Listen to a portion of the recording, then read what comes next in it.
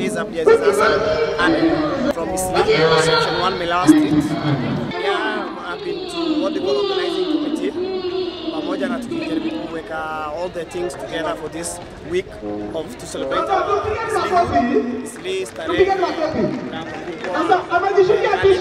it has been such a great thing kwa sababu imekuwa tumejivolunteer. 16 years.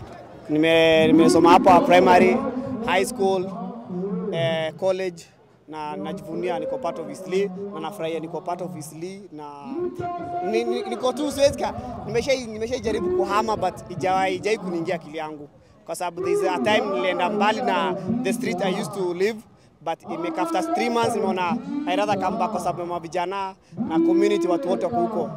Yeah, ni watu wa kuvutia na watu wanapendeza pia.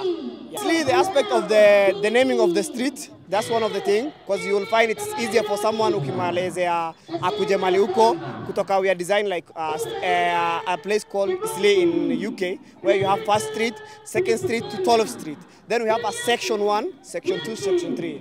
The other good things about Isli are like about the business. You can get wherever you want in Isli, be it gold, silver, the clothing, fashion, everything.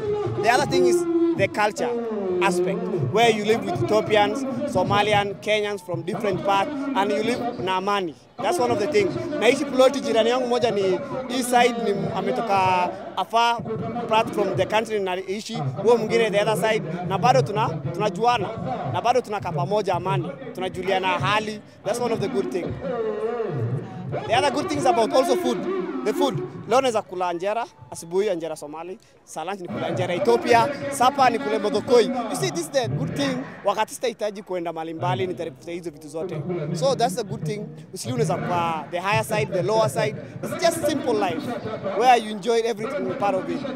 Na market si mbali, football, that what inatonga team nikijaribu kusema the list from 1 to 10 it will be sitamaliza leo. So that's one of the good thing. Watu wao ni peace and loving, caring.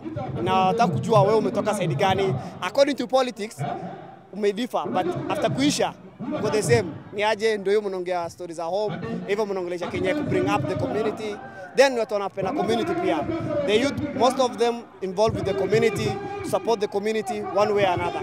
That's why Isli siwezi katoka Isli, nitakaa tu Isli. Niko nani hata niko president, I will still be in Isli. Yeah.